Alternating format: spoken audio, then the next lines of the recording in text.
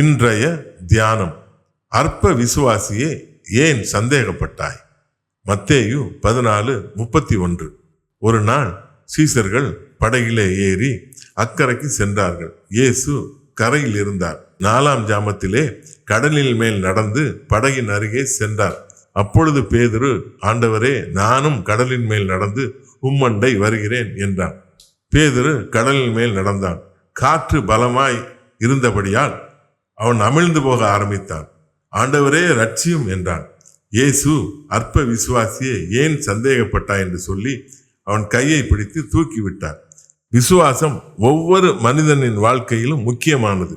பெரும்பாடுள்ள ஸ்திரீ விசுவாசத்தோடு இயேசுவின் வஸ்திரத்தின் ஓரத்தை தொட்டால் இயேசுவிடமிருந்து வல்லமை புறப்பட்டு அவளை சுகமாக்கியது.